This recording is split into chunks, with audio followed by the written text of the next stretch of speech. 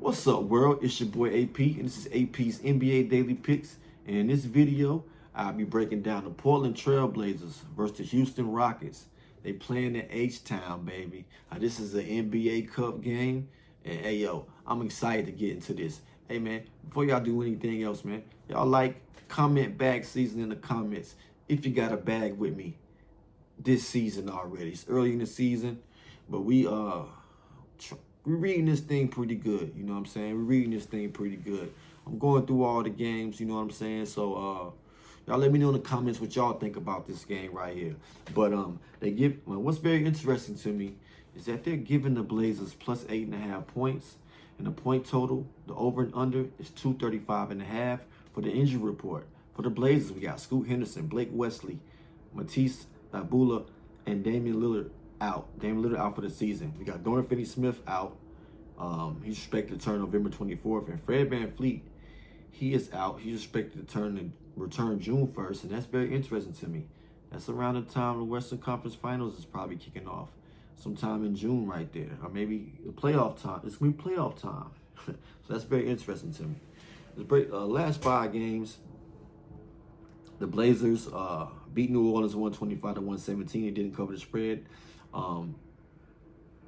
They lost to Orlando 115-112 in Orlando. They lost to Miami 136-131. See these high scoring games right there. They beat Oklahoma City Thunder at home 121-119. Now that's very, very impressive. It's a different story though. They were at home. They just caught Thunder on a bad road trip. And they lost to the Lakers at home 123-115. The Rockets, on the other hand, they played Washington, Milwaukee, San Antonio, Memphis, Dallas. They're 4-1. Their only loss was to San Antonio at San Antonio, 121-110. And hey, man, I'm telling you right now, it's been tough for teams to get a win out in San Antonio. But Washington, everybody's beating up on them. Memphis, everybody beating up on them. Dallas, everybody beating up on them. And Milwaukee, that was pretty, I guess, impressive win for the Rockets, 122-115. I see their score total is up. They running some points up, so they do play with a slow pace, but I like both of these teams can score some points. I do like that when I'm targeting player props. Now let's get into this game and break it down right now. You know what I'm saying? Like I said, it's an NBA Cup game. The Blazers are on a brutal road trip, and the Rockets are rested. My analysis shows that this is a pace versus execution style game, and the team with the most energy, the well-rested team, the team that can execute the best and control the pace, it's going to cover the spread. So let me dive into how I see this game playing out. It's like I look at the fatigue and turnovers for the Blazers and the rested and lethal offense of the Rockets. The Blazers are on a nightmare spot. They're in their 6th road game in 12 days. They just played New Orleans 2 nights ago. Now they got to go to Houston. Not too bad of a trip. Then they go to Dallas right after that. Not too bad of a trip. But I think they're exhausted. I think the Blazers are ready to get back to the house. You know what I'm saying? The Rockets, on the other hand, they're perfectly set up at home. They've been rested since Wednesday, and they'll play again till Sunday. I think they'll be 100% focused on this game. You know, with the cup rules, the point differential matters. So the Rockets, who are 7-3 and have the #1 offense in the league, have every incentive not to just win, but to win big, to go big or go home. You know what I'm saying? But if I put my conspiracy theorist hat on, the NBA, the executives of the NBA, the Adam Silvers, they want this NBA Cup to get big. They really want this to be a thing, because if we look at what drives the money for the NBA, you know, ticket sales, everything that's selling in that arena, the advertisement dollars, the TV contracts, the contracts with the streaming services. In the future, they'll be able to contract game by game by game if this thing gets big. And I think they wanted to get huge, this NBA Cup, and I think they want a team like the Houston Rockets to be in the forefront in this NBA Cup, because, you know, the viewers are going to watch it. Texas is a large market, and Houston is behind the Rockets with Kevin Durant there. And they feel like they got a chance this year. Only thing the Rockets missing a point guard, but I'll get to that. And who would you rather watch in the NBA Cup final? the Portland Trail Blazers and I don't know, let's say the Charlotte Hornets? Or would you like to watch the Houston Rockets versus the Knicks, or the Houston Rockets maybe versus the Bucks, or you know, the Houston Rockets, you know, versus an exciting team? You know what I'm saying? I'm thinking it's gonna be the Rockets versus the Knicks. You know what I'm saying? But the NBA wants that. I just want to put that in the context. I'm not sure how much the players are motivated by this, but I know the NBA is, and they're gonna have some media attention and some excitement around these cup games. And I think this is a game you got to zero in on, because you got to look at the scheduling. Why would they have the Blazers on the road and then boom, we're about to play the Rockets in the NBA Cup game on a Friday at their crib? Now, one interesting thing I really want to look into, because I really want to take Kevin Durant in this game for 30 points. So I had to go dive deep and look and see if he's even capable of hitting that. Only thing I'm skeptical about is that the pace that the Rockets play, and also they got so many threats and so many options. And will the Blazers key in on Kevin Durant? But when I dived in more, I see KD got a mismatch, man. The Blazers' best wing defenders are Matisse Thybulle. He's out. The next best option is Jeremy Grant. He's a good defender, but he's giving up, size and length to KD. And after that, you got Toumani Camara. I don't think he's gonna have problems guarding Kevin Durant. The Portland's defense is 18th in the league, and more importantly, 25th in three-point percentage allowed at 33.4%. The Rockets are the number one three-point shooting team in the NBA at 43.5%. That's very interesting. So I can see some three-pointers being scored by the Rockets. Players like Tyree Eason comes to mind first. You know what I'm saying? Reed Shepherd coming off the bench. He can knock them down also. And KD, he can just, man, look. See, I got to be careful with this thing, because I had envisioned Brandon Ingram doing well against the Cavs, but he just wasn't motivated. You know what I'm saying? But this is a different story. Kevin Durant is KD. He's who Brandon Ingram look up to. I'm sorry I had a bad read if y'all followed that Brandon Ingram play. I hope you didn't. Hope you didn't listen to me on that one. But I feel the same way about Kevin Durant. I just think he has a mismatch in this game, but I'll dive into it deeper. I'm gonna keep on moving. Let's keep on going. Y'all like, comment, and subscribe, man. I'm gonna keep saying that, man. You gotta push me over to this algorithm, man. Definitely want to get this page monetized. You know what I'm saying? Well, we got the pace versus the efficiency. The Rockets do play at a slow pace. They're 27th in pace. That's one thing I don't like about the Rockets. But they don't need the pace to score. They're number one ranked offense in the NBA at 125.9 offensive rating, because they are efficient. Durant is averaging 24.6 points per game. He doesn't need a track meet to get his points. He can get 30 points on 15 to 18 shots in this system, especially against a tired, defensively challenged team, which is the Blazers. Other mismatches, and let's dive deep into these stats, man. Just a quick game. I'm gonna drop some jewels, man. Read, and study and analyze, and you can pick your own. You can create your own picks. You know what I'm saying? We'll just do single picks, but just read, man. You can find out a lot of things just reading. If you feel some type of way about a player, go and put their name into Google, man, and type in Kevin Durant, and just see, you might find that he got some smoke with Blazers organization. You never know. And then when you look at the Blazers organization, you got to look at what type of turmoil that they're in. The coach, Chauncey Billups, just got picked up by the FBI, the feds, and it's a confusion there. And I got to tip my hat to the Blazers, especially Drew Holiday. They're very professional, man. They've been handling business. They can say that they're a team that gave an L to the OKC Thunder. But I gotta keep diving deep into it. The fatigue, and also the Blazers, they're a high turnover team at 19th.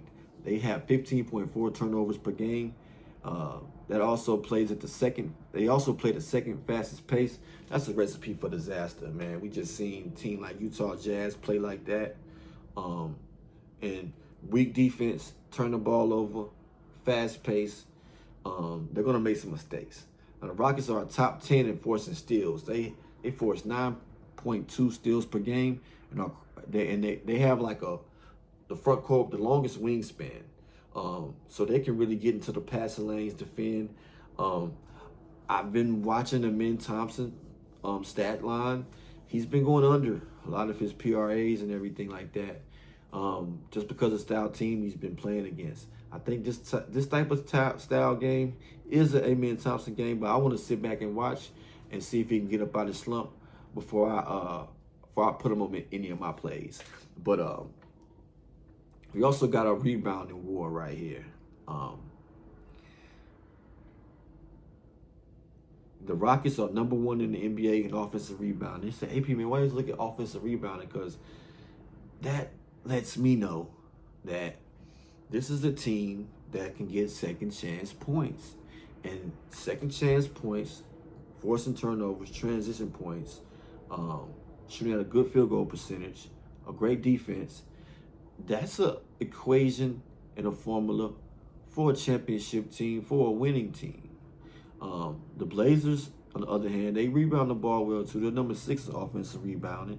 So, you got Sagoon. This will be a war on the glass, but the Rockets front line, Sagoon, Smith Jr., and the high energy bench, Tyree Eason, will have a massive energy advantage over the fatigued Blazers front court, Clington, Kamara, and Grant.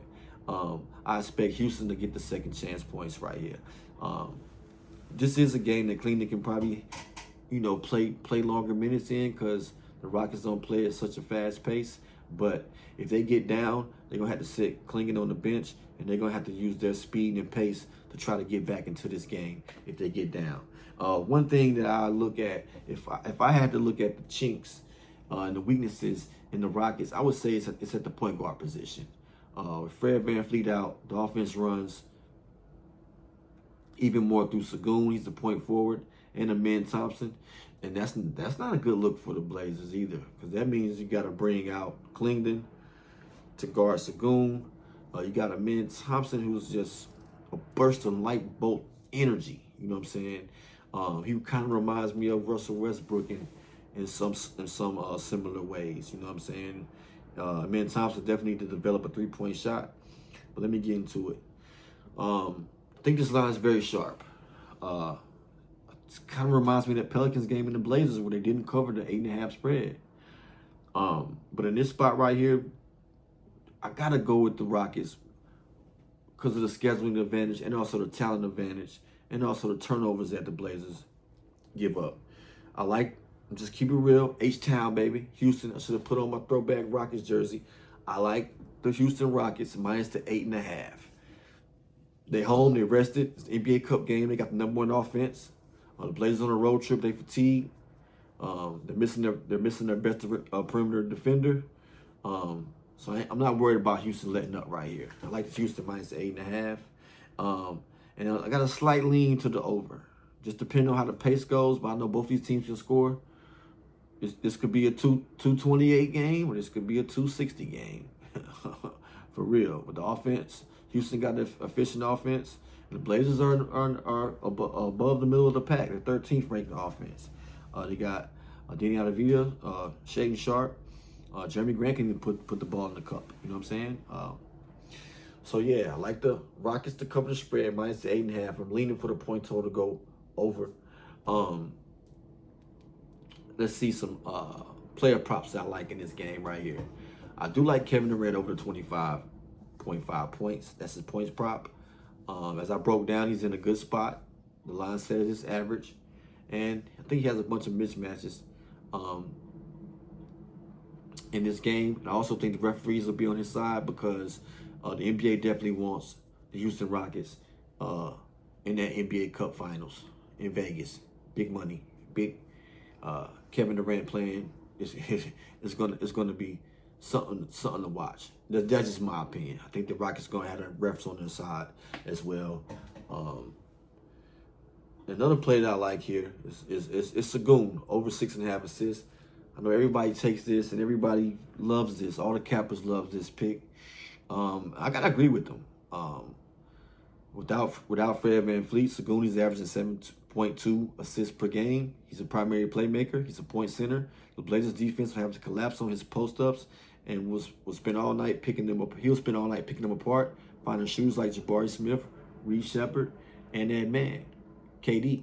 Easy money sniper. You dig? I do like Amen Thompson. Without Fred VanVleet, his usage has increased. He becomes a starting point guard. He's a 6'7" athletic guard. The Blazers backcourt of Jrue Holiday. He's 35 years old. He probably, see a minutes reduction in this game. And Shaedon Sharpe, I don't think they can handle the athleticism of Amen Thompson. You know what I'm saying? Shaedon Sharpe is very athletic too, but I think Amen Thompson got a little slight edge over him. I'm leaning towards his points, but for right now, I just fall back. I want to see him get back in a good rhythm before I bet with him. Not really liking any of the Blazers players props. If I would choose any of them, I would take them under. Cause I think they're gonna have just the tired legs. I think Deni Avdija, his point prop is too high. I'm leaning to take him under. Avdija's having a breakout year. He's averaging 26.1 points per game, but this line is inflated. He's now facing a long-rested top 11 defense that has had days to prepare for him. He'll draw Jabari Smith and Tari Eason as primary defenders, and I think fatigue will play a factor, and also that defensive pressure. That pressure busts pipes, man. Or the pressure can form a diamond. You know what I'm saying? But my favorite play of this game, KD say he don't care about nobody parlays and everything, and that's all good. You know what I'm saying? Because if I was making all that money, I definitely wouldn't either. You know what I'm saying? Because he gonna get paid if he go out there and score 2 points, or if he go out there and score 52 points. You know what I'm saying? But in this spot, in this game right here, man, come on, KD. Come on, easy money sniper. The points prop is at 25.5. I'm gonna take you for a 30 ball. Do it for H-Town, man. Do it for H-Town, man. You know what I'm saying? Yeah. That's how I break this game down right here, man. I know it's a little bit all over the place, but y'all get the point. Houston Rockets, minus the 8.5. Leaning the point total to go over. Like Sengun assists. I definitely like Kevin Durant points over. And I want to really watch this game and see what Amen Thompson can do against the Portland Trail Blazers. I definitely like the Portland Trail Blazers team. And when they get back home and rest it up, I'll look into some of their player props at the right spot. But I just think this is a bad spot for the Portland Trail Blazers. Man, thank y'all for tuning in. Please like, comment, and subscribe. As always, health, wealth, and love to all. Y'all know what time it is. It's bag season.